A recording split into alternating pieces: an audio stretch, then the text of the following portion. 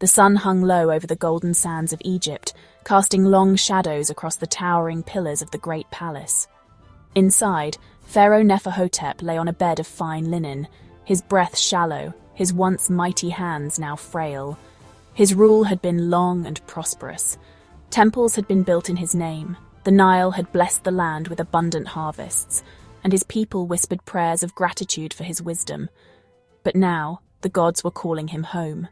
His most trusted priests and advisors stood in silence, waiting for the inevitable. His eldest son, the heir to the throne, kneeled beside him, gripping his father's weakening hand. His son whispers, "May Anubis guide you safely." Neferhotep's chest rose one last time, then fell. The room remained still, heavy with reverence. The transition had begun. Outside, word spread like the desert wind. The pharaoh had passed. The embalmers were summoned. Time was precious. The sacred rituals had to begin immediately. Only through mummification could Neferhotep's body be preserved, ensuring his soul's journey into the afterlife. For centuries, people have been captivated by ancient Egypt's mummies. Like werewolves or witches, mummies have become legends. The thought of ancient bodies, perfectly preserved for thousands of years and discovered in secret tombs, is endlessly fascinating, inspiring countless stories and movies. Let's be honest, how many mummy movies can you name right now? I bet at least 2. But how were mummies made? And why did ancient Egyptians make them? And who was lucky enough to be mummified? Most of us think of pharaohs and royals, but mummification wasn't just for them. It was also done for important officials, wealthy traders, and even animals like cats and falcons that were loved and honored. For the Egyptians, mummification wasn't just about keeping a body from decaying. It was a meaningful and sacred tradition. Stay watching and you will discover the world of mummies, answer all the important questions and provide new insights you likely haven't heard before. Before we dive in, here's something to think about. What do you think this ancient practice could teach us that might still matter today? Let us know in the comments. Let's start from the beginning. How was the mummification process initiated? Imagine a team of embalmers working with precision in a quiet workshop. They began by removing the brain. Many of us learned in school that this was done by carefully inserting hooks through the nostrils to extract it. But have you ever wondered, how could an entire brain fit through the nostrils? Recent studies suggest that this might actually be a myth. Scientists have experimented with sheep brains but found out that it's not very practical. The more likely and rather unpleasant truth is that embalmers used hooks to scramble the brain into a liquid and then poured it out. But why did they scrap it out? To the Egyptians, the brain wasn't seen as important. They believed the heart was the true center of thought and emotion. Because of this, destroying the brain during mummification wasn't a problem. Next, all internal organs except the heart were removed and placed in canopic jars, with each jar protected by a specific deity.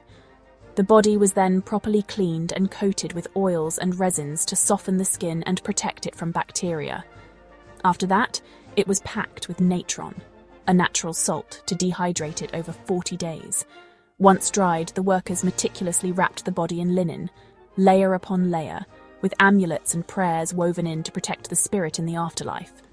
It is estimated that mummification required on average about 375 square meters, about 4,000 square feet, of linen, and it changes depending on the size of the mummy and the number of layers applied. During and after the wrapping, prestigious priests would perform ceremonies. One key ritual was the opening of the mouth, intended to restore the deceased's senses for use in the afterlife. The final step was decoration. It often involved painting or inscribing the mummy with prayers, spells, or the deceased's name. In total, the entire process took around 70 days, transforming the body into an eternal vessel. With such complicated preparation, why was mummification practiced at all? Why was it so important to ancient Egyptians? Mummification wasn't just a practice, it was a promise.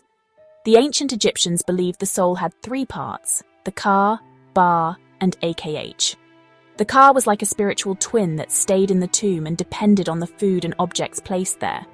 The Ba could leave the tomb, wander freely, and return when needed. The Akh, the eternal spirit, had the most difficult journey. It had to travel through the underworld, face judgment, and reach the afterlife. For the Egyptians, preserving all three parts was vital, and mummification ensured this was possible.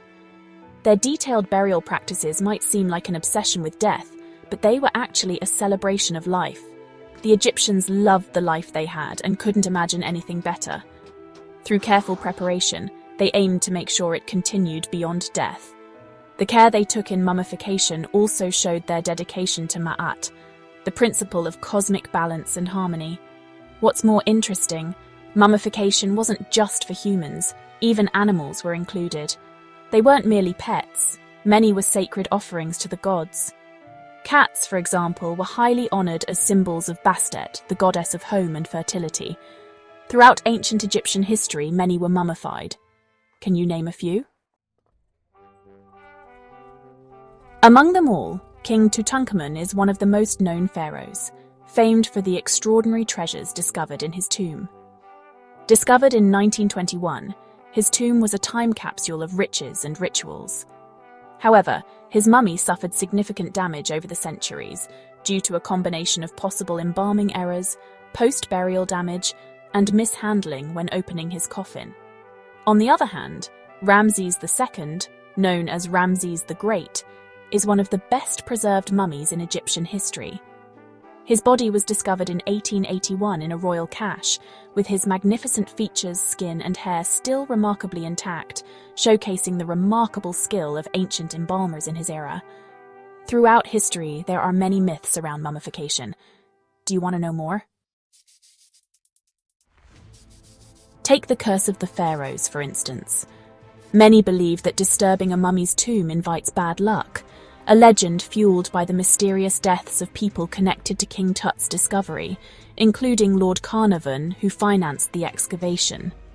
He died shortly after the tomb was opened, reportedly from an infected mosquito bite, sparking tales of the pharaoh's curse.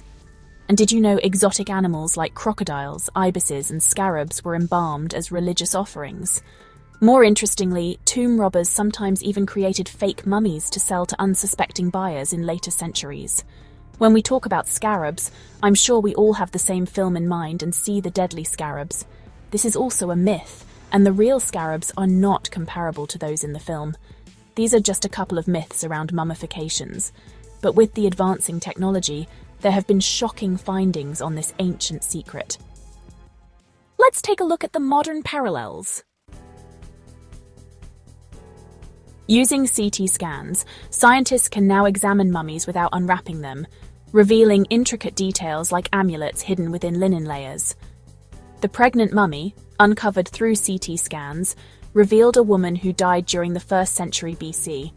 She was buried with her fetus still intact, a rare and extraordinary find that sheds light on burial practices and the status of women in ancient Egypt. And the Golden Boy mummy, who also died around the 1st century BC. His face and chest were decorated with striking gold leaf, giving it a golden appearance. It reflects the wealth and high status of the individual, as well as the use of precious materials in the mummification process. His mummification was elaborate, and the golden overlay was to ensure a successful afterlife. With ancient Egyptians valued highly in the afterlife, what could we learn from the mummification process? One thing we can learn for sure is the importance of planning for the future and honouring what matters most. Just as the Egyptians meticulously prepared for the afterlife to ensure the continuation of what they valued, life and cosmic harmony, we can apply this mindset to our lives by planning with care. Whether it's saving for the future or setting long-term goals, thoughtful preparation can help preserve what is most important to us, just as mummification preserved their beliefs and traditions. Cherishing balance. The Egyptians followed Ma'at, the principle of balance and harmony. In modern life, this could mean focusing on work-life balance, maintaining relationships, or nurturing physical and mental health. Respecting and preserving what matters. Just as they honoured both people and animals in their rituals, we can value and protect what's meaningful, whether it's our environment, culture, or relationships. Ultimately, the mummification process reminds us that foresight and care in the present can create a lasting impact for the future. How did you like this video? Let us know what you think. Don't forget to subscribe to our channel for more exciting videos about wisdom across time.